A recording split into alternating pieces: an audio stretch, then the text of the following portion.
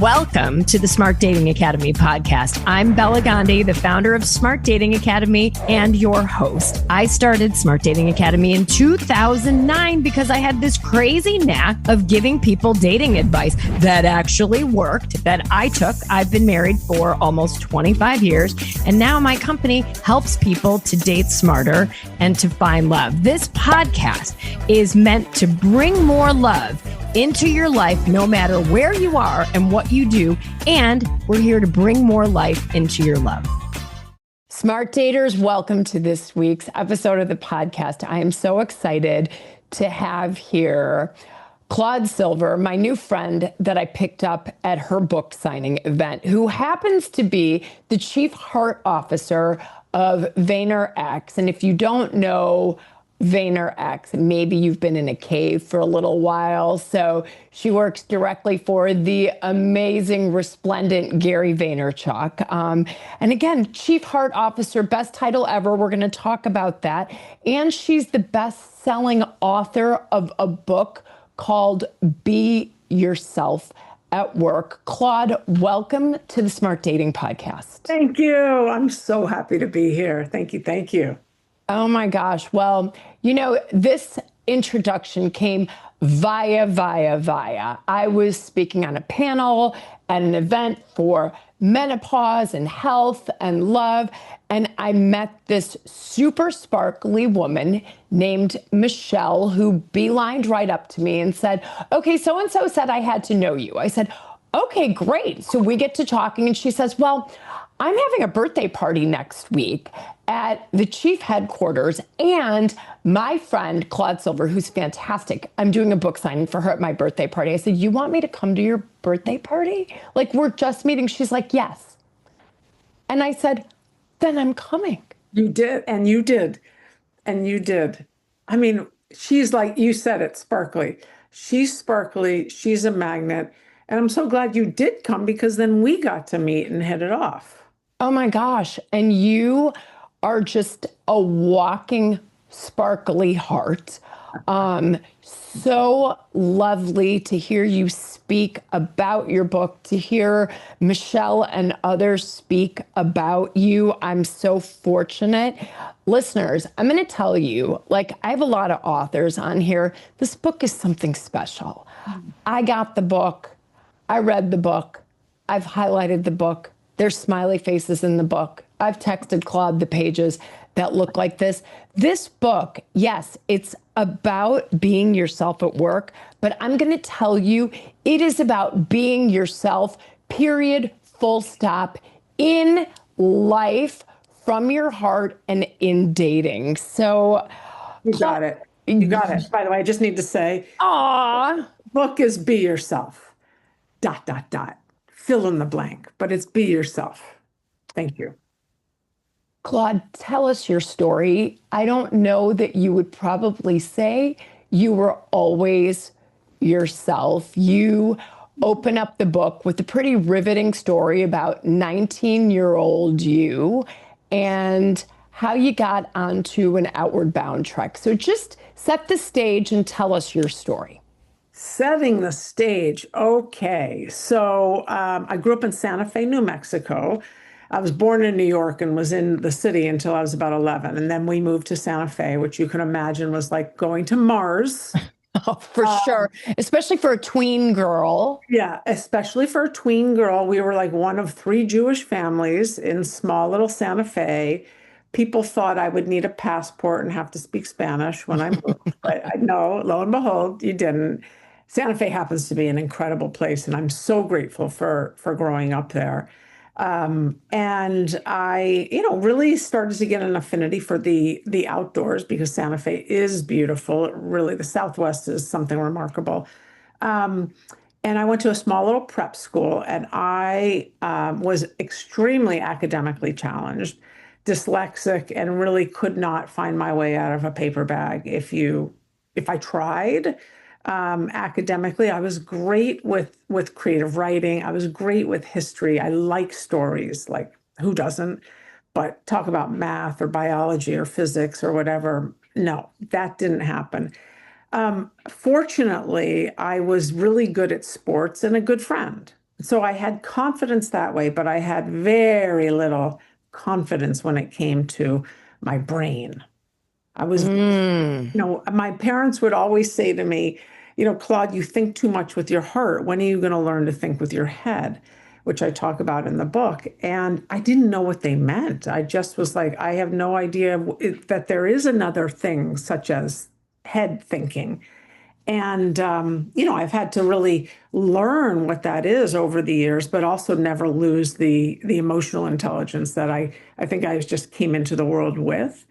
And so I ended up going to college with the only college that accepted me, and mind you, on the waiting list, I was accepted. So it wasn't like I was, I A got shoe in. wasn't no shoe in over here. And in hindsight, I should have just taken the year off. But, I just didn't know that that was an option. And I went to school in Florida and I was not prepared to be a student. I was not prepared for everything that college gives you. I was a partier. I partied a lot. I made a lot of bad decisions with bad boys and bad drugs. And I actually left school after my sophomore year. So I was 19 when I left. I did not graduate from college until I was 28, which is great because I learned through life. I went to the School of Life, which I highly recommend. The most important university you'll ever go to. That is very true. And you learn a lot about yourself. And I wanted to learn about myself. And I also knew I needed to find new habits rather than the self-sabotaging habits I had of being a partier. And I found a 93-day wilderness leadership program out of Colorado, Outward Bound. And if anyone has ever heard of Outward Bound, Colorado or wherever, it's very much a survival. It's very much a survival school, and they teach you incredible teamwork. You learn a lot about yourself, servant leadership. You really learn what it's like to be of service in this world, which Wow. made sense for me because that's always been in my blood. However, I was not prepared for the arduous physicalness of Outward Bound. We all carried 80 pounds on our back.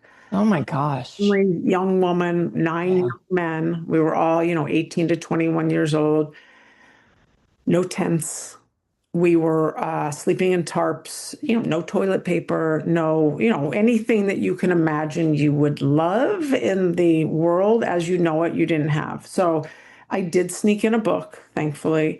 I did sneak in some toilet paper, thank you. And I did Thank God. sneak in some chapstick because I can't go anywhere without chapstick. On the first day, all of us were issued a government-sized block of orange cheese. By no means was this cheddar, it was orange. Like or processed or like whatever food product cheese. Food It's like product. the tang of cheese. Thank you. It was the tang of cheese. Oh my God. A jar of peanut butter, and a version 1 power bar that was disgusting. This is 1989, my friends. Oh my gosh. 1989. So go back there. There was no innovation in power bars then. And we were all given these tablets. Oh, what are these little tablets for? Oh, they're iodine tablets. You have to put it in your water bottle when you get water from the stream or the river because cows and horses are shitting in there all day long. So Oh, awesome. thanks. I'll And have so that with my peanut butter. that's right, right. To this day, I do not eat peanut butter. I laughed out loud when Yeah. I read that. I don't. Oh, we also got a can of tuna. That's right, which we opened with a Swiss Army knife. Anyway, needless to say, I was a fish out of water. And as I talk about in the book, the first day, it's snowing. It's like late October. It's freezing. We have to climb 1,000 feet. So we're already probably at 9,000, 10,000 feet up. We have to climb 1,000 feet up a mountain, not a hill. And the guys, bolt up the mountain, and I'm there and I'm just trying to deal with my own emotions. I want to break my leg. I want to break my ankle. I don't want to be here. I want to go home to what was comfortable for me, which was Yeah. everything I just talked about. And I was really hating life. And the instructor came down. I had a female instructor for the first 18 days. By the way, every 18 days, you'd get a hot shower and you'd get Oh my snail God. mail and you would get a phone call. And she came down, she looked at me, snowing, raining, I'm soaking wet through my poncho or whatever. And she looks right at me and she says, "What is going on in your head?" And I said to her, "Well, I'm singing that song by Nine Inch Nails, Head Like a Hole, Black as Your Soul. I'd rather die than give you control." And she says, "You better get another song in your head." And Bam. was it. Boom. That was the first time, mind you, it took me days to marinate with that and digest it. It took me 93 days, in fact. But I understood what she meant, which was, oh, she's not going to help me up this mountain. She's not going to carry my backpack. I am going to have to do it by myself, and I'm going to have to change this narrative in my head to I hate this and I want to break my leg to I can do this. I am here for a reason. I chose this, whatever. So that's the story. And then I spent my 20s really learning about Claude Silver and what makes me tick and what makes me talk and all that good stuff. So that's really what got me then to 28, where I finally graduated school. And you come from a family of academics I do. also. I do. I come from a family of academics. And my brother, who's 18 months younger than me, is incredibly smart and brilliant guy. And so I always thought of myself as the black sheep. Again, not realizing that giving myself that label was not doing me any favors. It wasn't a badge of honor that I wanted it to be a badge of honor. It's not a badge of honor because I felt like I felt like I didn't belong. I felt like, what the hell am I doing here? Like, why am I here? And so calling myself a black sheep at that time didn't boost me up in any way. What I call myself now, and I'm very proud of it, is a late bloomer because I am a late bloomer. And my philosophy is as long as you bloom, it doesn't matter when, as long as you bloom, because that is our birthright. I think you had always bloomed. I Well, think thank you you. just found the right garden. Yeah, I love it. Thank you. Yeah. You were born a heart. I was born a heart for sure. Thank you. That's beautiful. I had to find the right garden. And I love that metaphor because I garden. So, Oh, that's, well, of course you do. of course I do. Um, Yeah.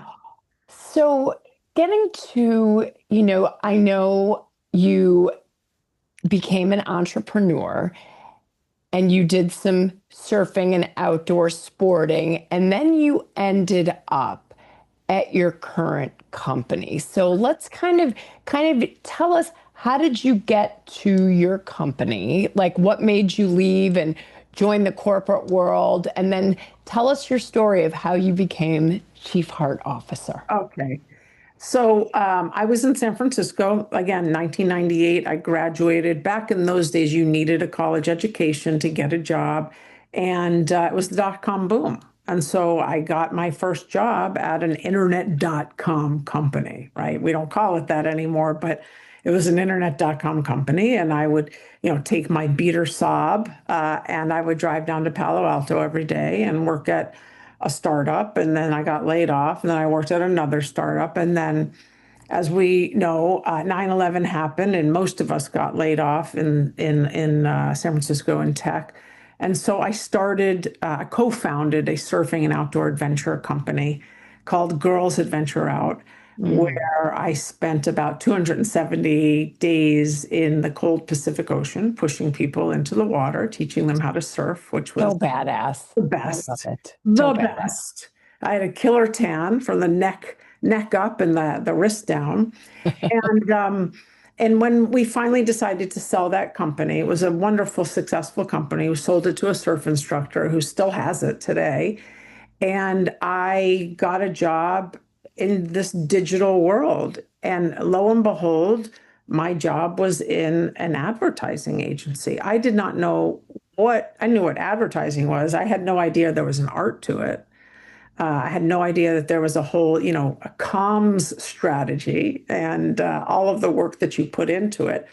And so, really, I didn't know any better. I just went from agency to agency to agency. And as I did that, I found wonderful leaders who could see some of the value in my secret sauce, the value of, really enjoying people and human behavior. And eventually, I landed in London.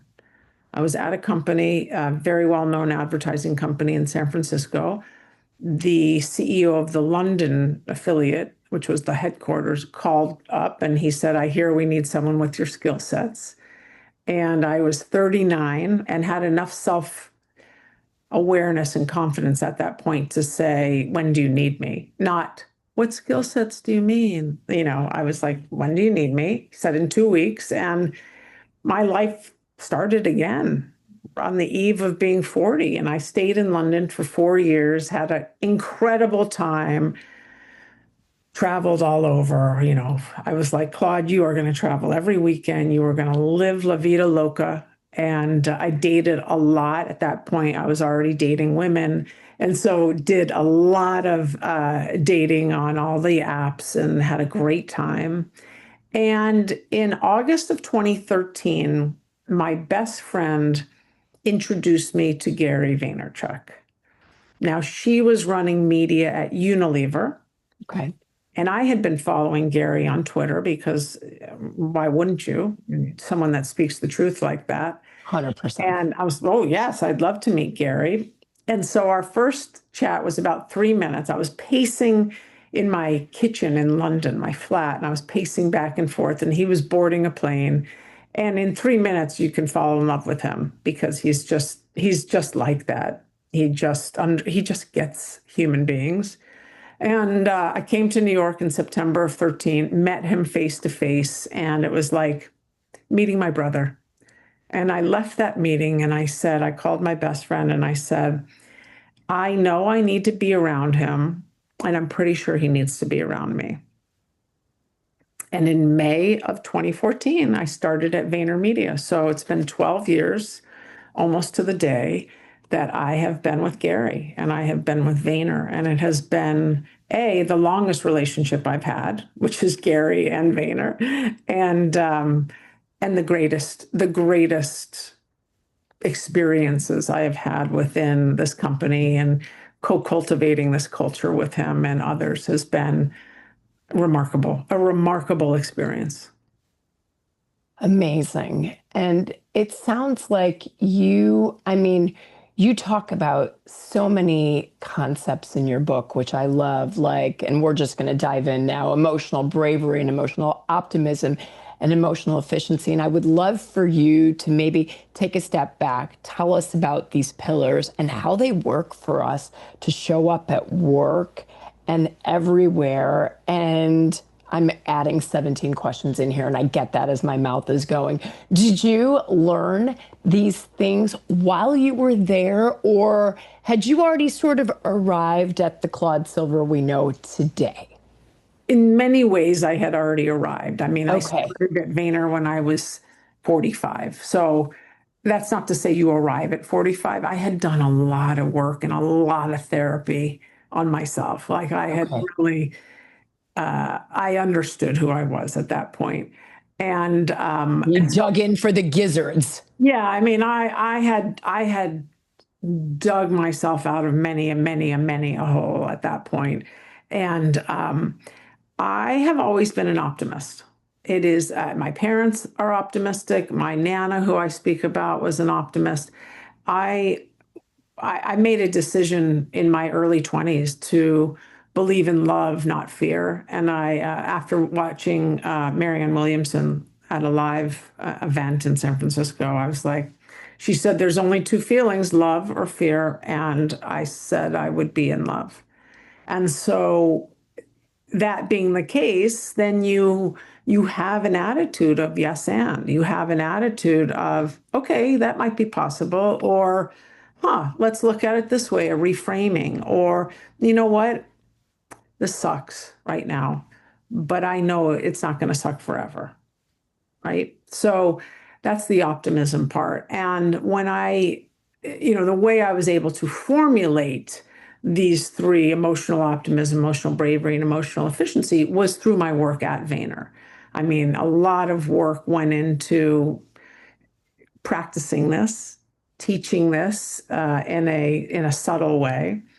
And really, I think one of the reasons Gary and I really hit it off is because we both see possibility and we both are optimists. We are realists too, but we're optimists. And so,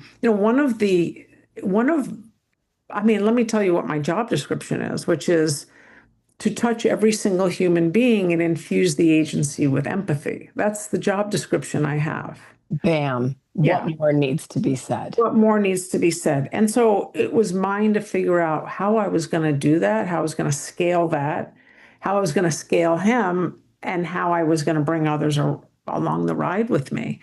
And that's how I chose to do it, through an optimistic lens. And I think if you are able to be accountable and take responsibility and know that you have agency for how you feel, again, you got to change the song in your head. Only you can do that, right?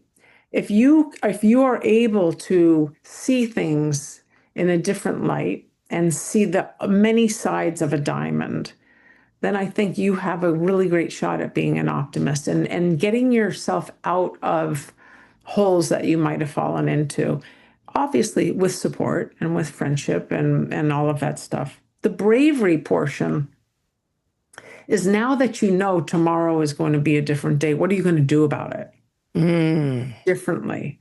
What conversations are you going to have? How are you going to, again, take agency and say, I want this for myself, or if that conversation didn't go like I wanted, can we talk in 15 minutes? How are you going to take action? And that is the bravery. And the efficiency part is, the more you do that, the wash, rinse, and repeat of the optimism and the bravery, the quicker you get through drama, the quicker you get through whatever it is that, you're afraid of, right? Whatever it is that you're not saying, because all of that stuff, and we know this, just keeps us most of the time in the past, right? Or future. Totally. It's either looking in the rearview mirror and being like, I should have, I could have, and then idealizing that relationship or whatever that was, or future tripping to, I wonder, I have anxiety, la la la, about tomorrow. And what I recommend is just nip it in the butt today. Nip it in the bud today. I love that. And you mentioned your Nana. Can you tell us the story you told in the book about your Nana and how she leaves every interaction with people? Oh Yeah. my gosh, she's magic. Magic. Nana died at 101 about 8 years ago. And gosh, Nana had seen everything. I mean, World War I, World War II, she had seen it all. She had seen her son die, grandson die. She had lived a life, and yet she was an optimist.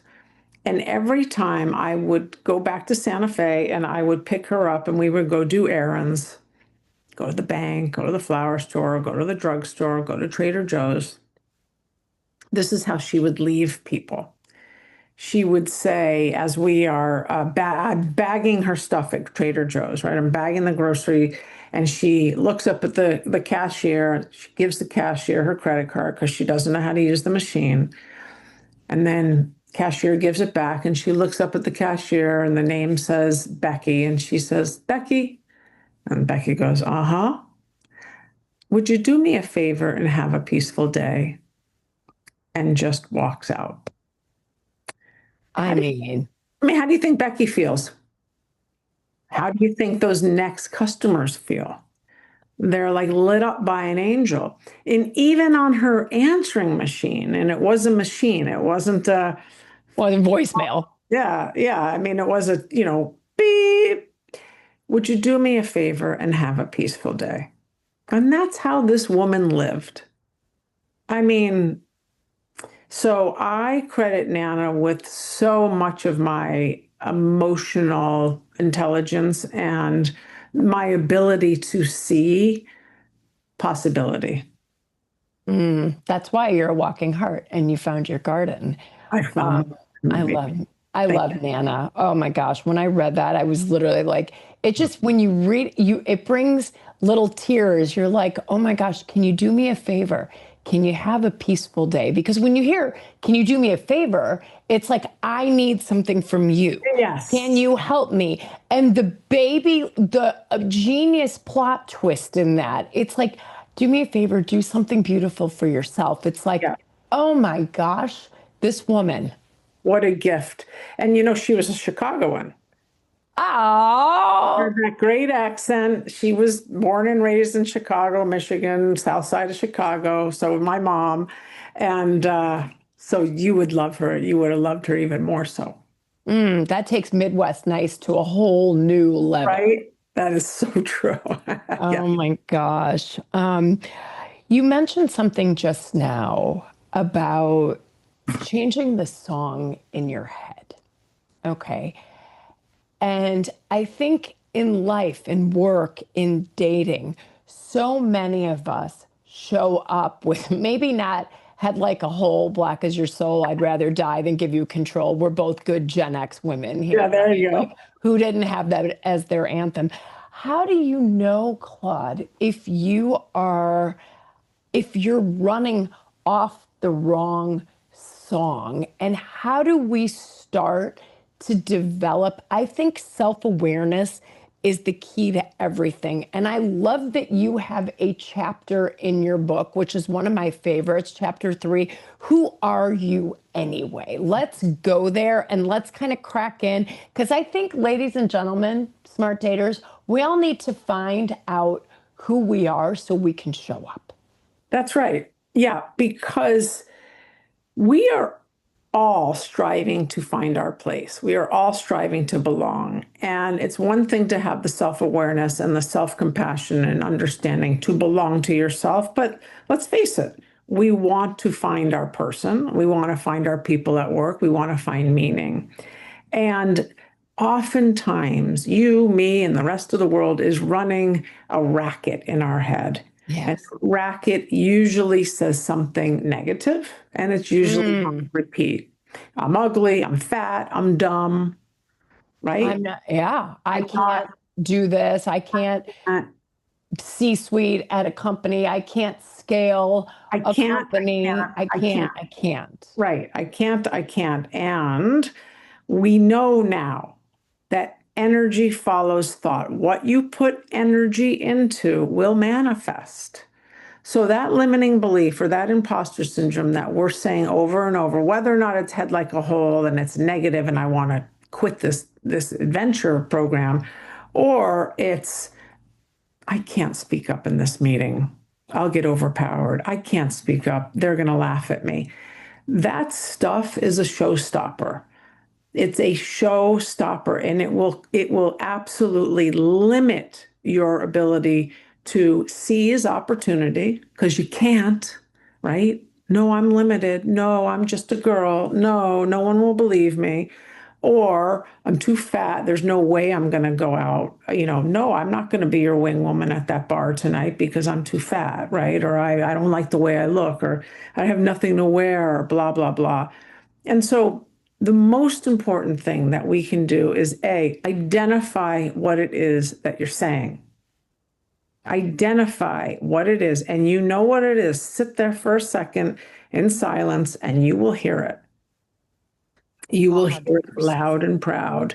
Maybe you're not proud, but I sure heard mine for a very long time, which was I was dumb. I was dumb, right? And that prevented me from seizing a lot of opportunity. Anyway, when you get that negative talk track, whatever it is, please write it down And when you write it down, then I want you to look for evidence that that is true. Are you dumb? Am I dumb, Claude? Well, I've been working with Gary for 12 years, so no, I don't think he would keep me around if I was dumb. I've been the chief heart officer for 10 years and I'm, la, la, la. Okay, no, I'm not dumb there. Okay, I can't find evidence that today Claude is dumb. Today. Okay, so it's today. You're not going back to being 10 years old and getting a 39% on a spelling test. You're No, saying today, today. today is Claude. And does that still plague you, Claude? Like when you wrote this book. No, I'm not Okay. dumb. I'm Oh, not dumb. good. I passed that. I got through my limiting Oh, belief, and this is how. I love that. Looked for evidence if I was dumb. No, I wrote a book. No, it's a bestseller. No, I'm not dumb. Okay, if I'm not dumb, then what am I? And I needed to find, and we all need to find, not only the truth, but something that lights us up. So it's not like, okay, so I'm not dumb. Well, I'm smart. Well, that does nothing for me. Well, I'm an intuitive thinker. Yeah, sure. Okay, so what? Join the club. So where I landed eventually is I'm an experiential learner, and my mission in life is to be of joyful service. That lit me up. I am an experiential learner. I learn by touching this world. I learn by feeling things. I am a visual learner, not dumb. I'm a visual learner. And my mission is to be of joyful service. That is something I can fall back on any day, and it still rings through. It's the red thread in my life. I have always been in leadership positions, whether or not I was the captain of the tennis team, the soccer team, or leading global teams. That's true. I am a person of service, and I like to do it in a joyful way. I like to bring people peace. I like to bring people possibility. Okay, so I write that sentence down and you look for evidence. And then what you need to do, because our mind is very sneaky and slippery, is you need to write whatever that new sentence is all over the place. If you saw my room right now, sticky note galore. Write it on your kitchen fridge. You write it on your mirror in the bathroom. You write it in your purse, whatever it is, because you will need to remind yourself that whether it is I'm lovable, whether it is that I am detail oriented and very picky and I love myself, whatever it is, you need to make sure that you understand who it is that you are today.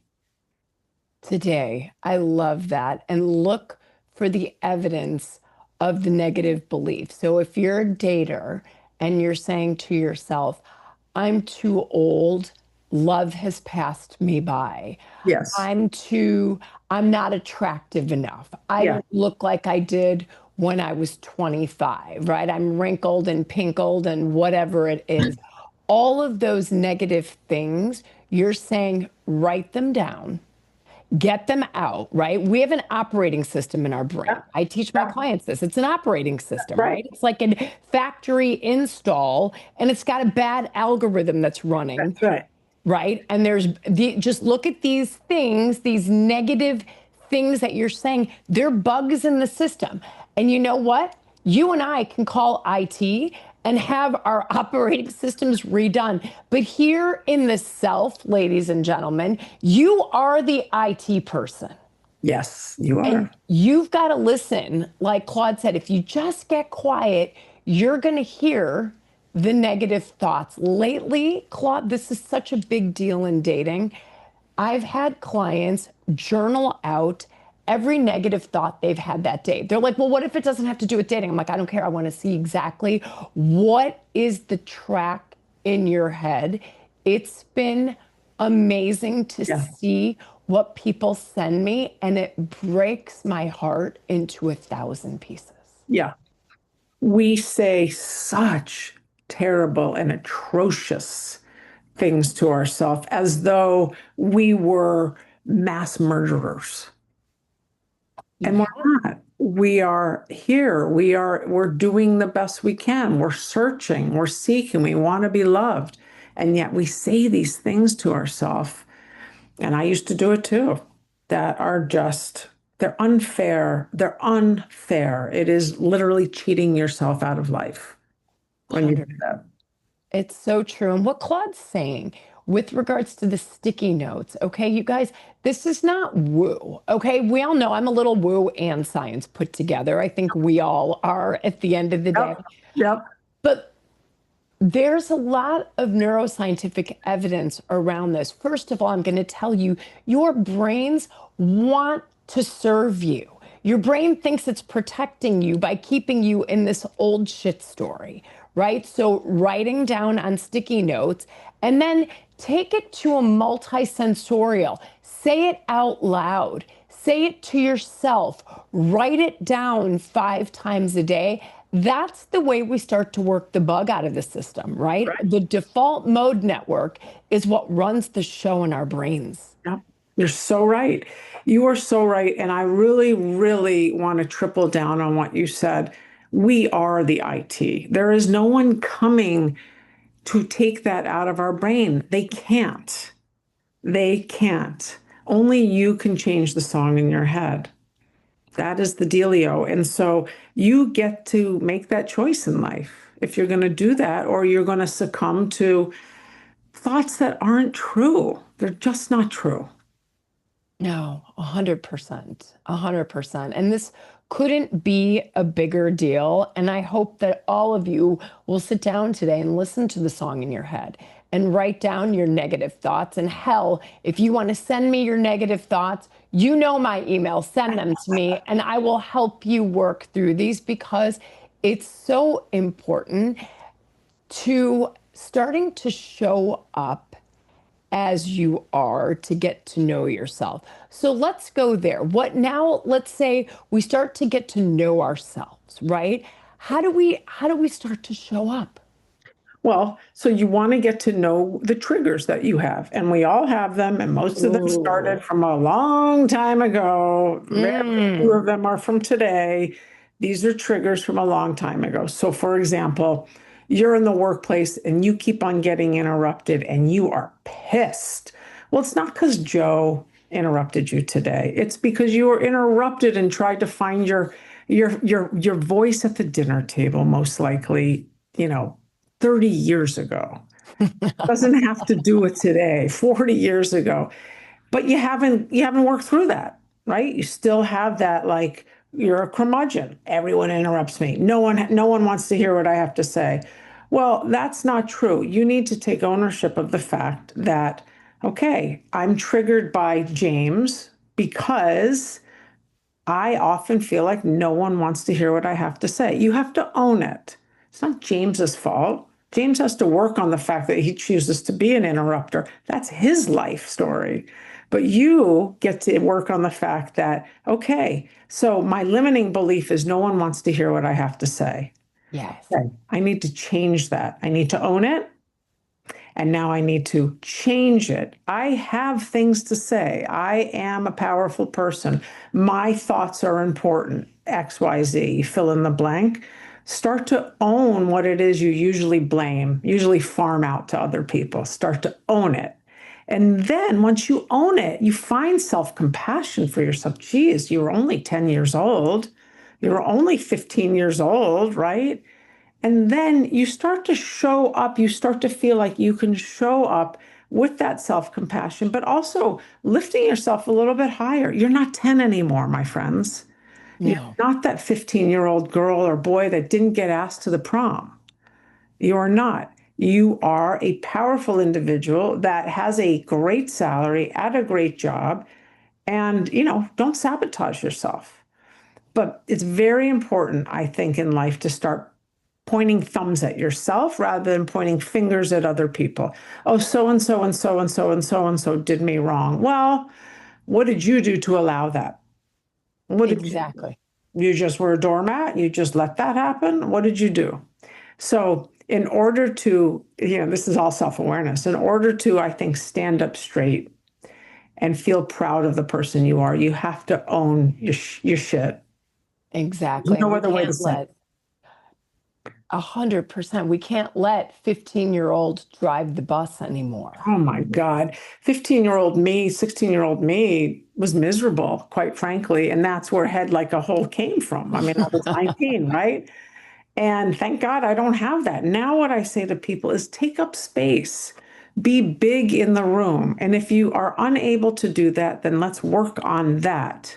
Just like you said, if they're unable to get that song out of their head that they stink, whatever, send an email to you so you can help them through that journey and they can become more compassionate and understanding of themselves so they can lift their head higher and take up space. Listen, that is our birthright. Take up space. That doesn't mean everyone is going to listen to you and everyone's going to think you're a giant. No, you need to listen to you. You need to think of yourself as worthy.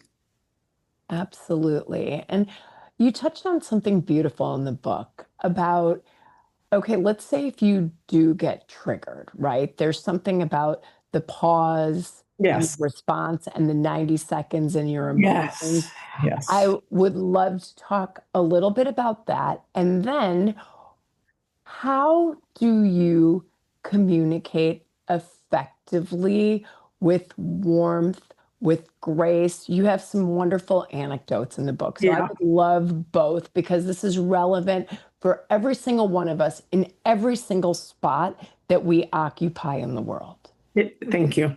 It really, really is. I mean, I was even working with my 7-year-old last night on reducing her anxiety by doing some breathing, right? I mean, so basically, the pause. We are all going to get triggered and activated over something. It is going to happen, whether or not it's your child, it's the date, it's your spouse, it's work, Your something, boss. your boss, the person that cut you off just now on the road. It will happen. We have an incredible opportunity to become aware of our feelings, to pause, and decide how we want to react. Make a choice, but pause. And so I say take 30 to 90 seconds. We think it's such a long time. It's not. Close your eyes, breathe, feel your feet on the ground. Do whatever. Do whatever. All right. I have a lot of suggestions in there. For me, putting my feet on the ground, closing my eyes for a second always just helps because otherwise I'm getting a lot of stimulation. And then decide, listen, is this a mountain I want to climb or is this really just like a hill? Can I let it go? I have no idea why that person cut me off. I have no idea why my boss just laid into me, but I'm going to assume it has very little to do with me. It Ooh. doesn't mean it doesn't hurt me, doesn't affect me. I'm going to assume it has nothing to do with me because how could it? I just started this job. How could it? I just walked into his office. Like, what did I do? Right. And so that's this idea, this not an idea, it's remembering that we all have life going on. And then we show up at work. And then we share our pitch deck. And then we show up on the date after your entire day has passed and you had the worst day in the office, or you got a new puppy and you know what? You didn't actually want to go to work. You just wanted to play with the puppy. Shucks, I had to go to work. This sucks, right? Like we have life and then we do our best to show up with good intention. And what we need to remember is the impact of that intention. So be mindful of the choices we make and how we're going to react. That's the first thing I would say. And again, take a pause. Nothing is that, I mean, unless you are doing heart surgery right now or brain surgery, there is nothing that is that insanely important that 30 to 90 seconds would do you harm. True? 100%. And if you need longer, Go for it. God bless. take longer. I mean, Yeah. in our house, when voices start to rise to young adults, 18 and 22, to parents that have been married 29 years, my husband and me, and it's like, okay, when you feel the temperature in the room is rising, Yeah. it's like, I call a pause. Yeah. pause, time. We do a timeout here. Theo.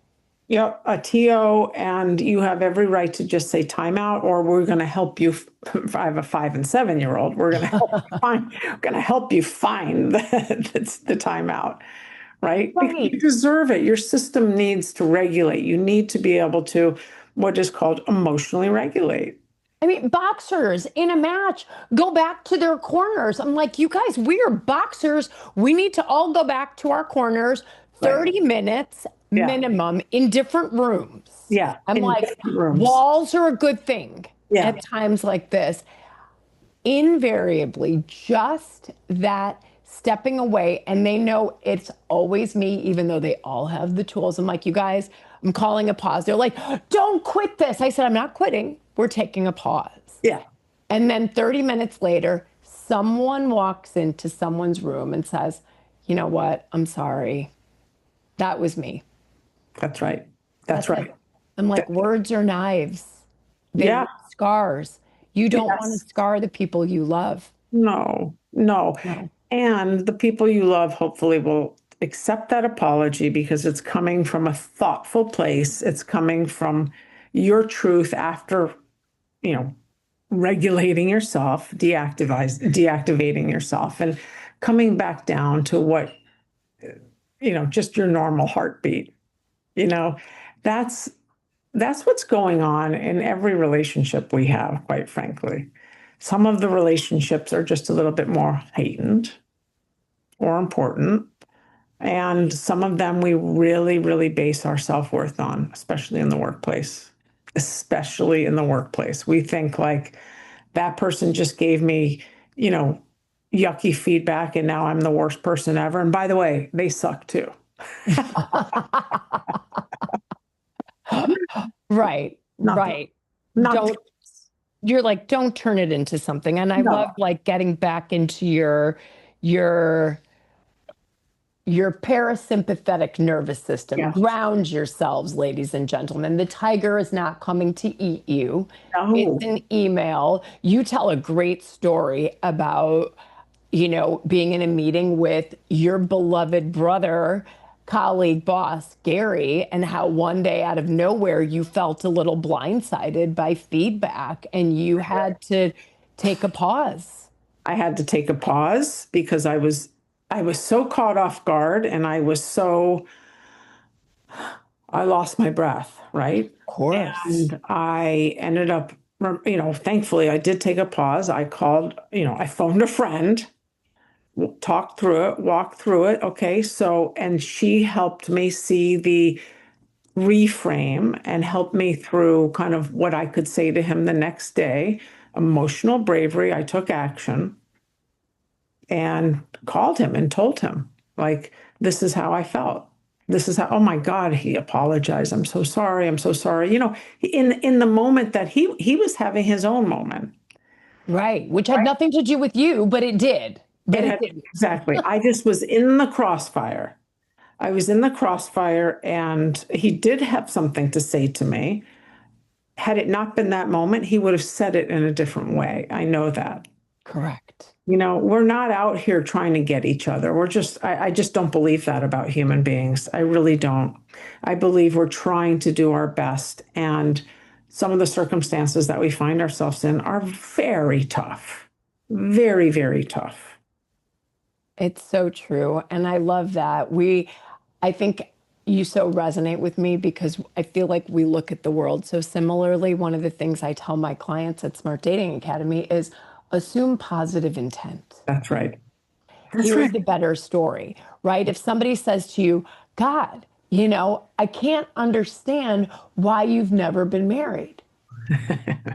Right? That feels like glass breaking all around us while the brakes are shrieking, like, oh my God, you're saying what? That's so rude. We put our dukes up, our defenses go up. And here, I'm like, let's change the story. Okay. The watcher in your brain's like, okay, let's calm down. What I want you to hear instead is, God dang, you are such a catch. I cannot believe somebody hasn't taken your for sale sign down yet. There you go. There you go. Thank you, friend. That would be a wonderful thing to say. Right. The other one, Exactly. yeah, the other one just makes you feel shameful. God, I can't believe you're not married yet. Okay, well, and that takes you back to being 8, It right? takes Or you back. not chosen for the soccer team. Totally. Or all the Thanksgivings with Aunt Sally, who's like, so Bella, did you meet anybody yet? You dating anybody yet? How's that J-Date app going for you? There you go. Right? And you're like, oh my gosh, it's all that shame. And here, I'm here to tell you that think about that as the ultimate compliment that you're going to get from somebody. Just reframe it and assume positive intent because very rarely, guys, is somebody trying to hurt us. Very rarely. Very rarely. Very rarely. Now, we do have those friends that think that they can really like share their truth with us about ourselves. As I always say, take the gift, leave the rest.